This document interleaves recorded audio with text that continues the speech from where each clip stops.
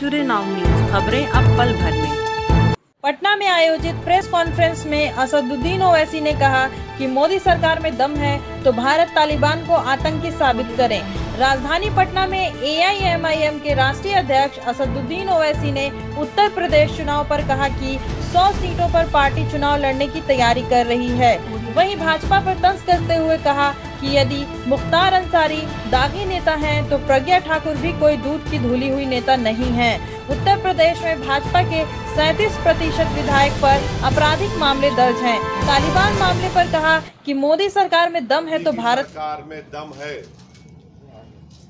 तो वो तालिबान को टेररिस्ट घोषित करे, अनलॉफुल एक्टिविटीज प्रिवेंशन एक्ट में उनको शामिल करे और ये साफ देश को बता दे नरेंद्र मोदी की सरकार के भारत यूनाइटेड नेशन की सैंक्शन कमेटी का चेयरमैन है और भारत ये तमाम तालिबान के 100 लीडर्स को डिलिस्ट नहीं करेगा डिलिस्ट, उनको एश्योरेंस दे मुल्क को। और आपने वाजपेयी जी की सरकार, मनमोहन सिंह की सरकार, नरेंद्र मोदी की साढ़े घोषणा मत भारत के 35,000 करोड़ रुपए खर्चा किए गए अफगानिस्तान में, फिर ये कैसे आ गया? ये कौन जिम्मेदार है इसका? आप बताइए ना इन चीजों को।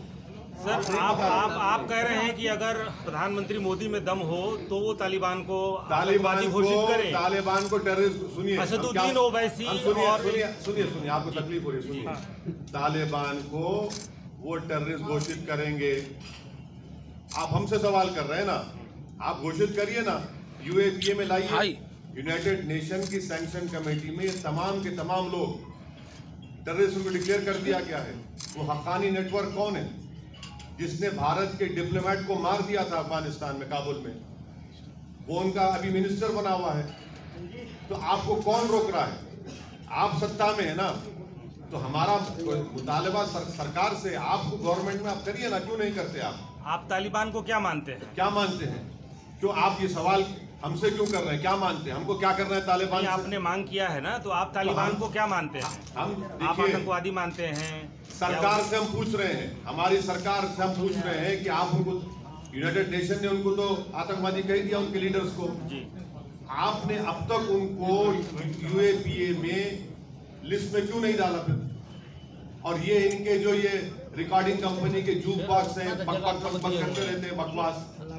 अरे तुम्हारी सरकार को बोलो ना जाके। सर, लेकिन तालिबान को आप क्या मानते हैं? अपना स्टेटमेंट आपसे सवाल है ना, आप तालिबान को क्या मानते हैं? आप सरकार से सवाल कर रहे हैं, हम तो आपके प्रेस कॉन्फ्रेंस, हम आपसे सवाल कर रहे हैं। आपने हमसे पूछा कि किसी BJP के नेता ने तालिबान के बारे में हमसे ये कहा है हमारे बारे में। अरे भाई, क्या हर मुसलमान इनको तालिबान नजर आता है क्या? आपकी तालिबान को क्या मानते हैं?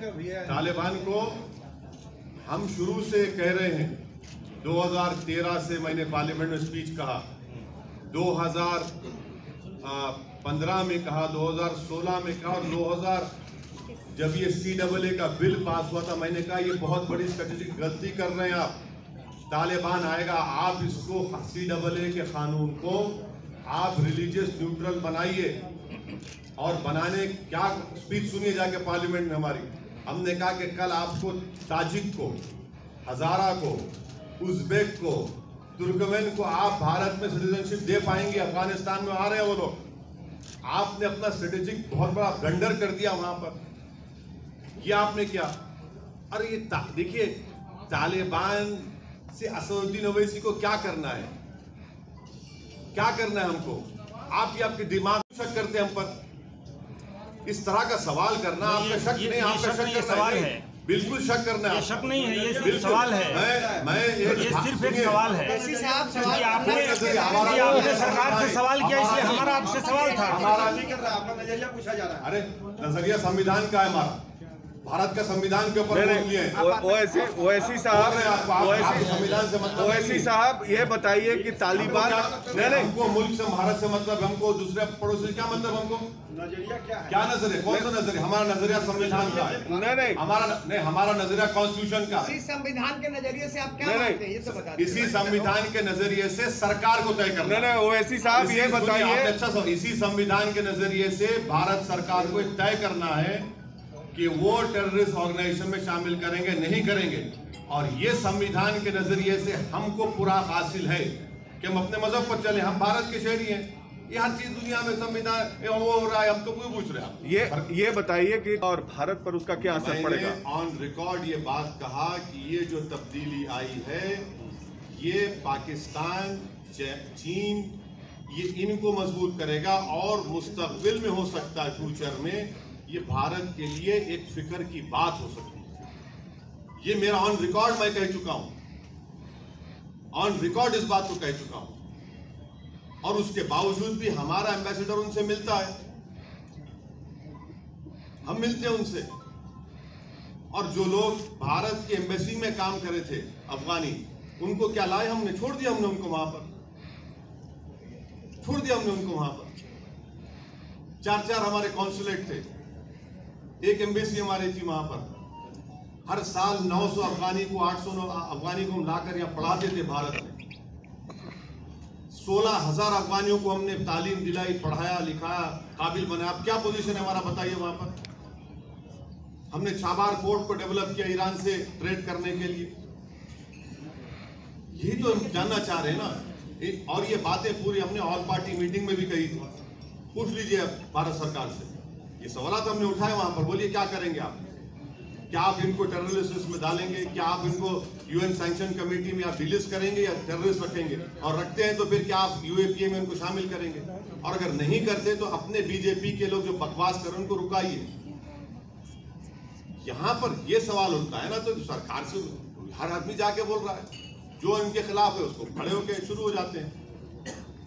सर, आपकी पार्टी के नेता बिहार में फिलिस्तीन और इजराइल पे बयान दे सकते हैं और आप राष्ट्रीय नेता हैं, आप कह रहे हैं कि हमको अफगानिस्तान के मसाइल से कोई मुतालबा नहीं है। आपने कभी पढ़ा महात्मा गांधी ने क्या कहा फलस्तीन के बारे में?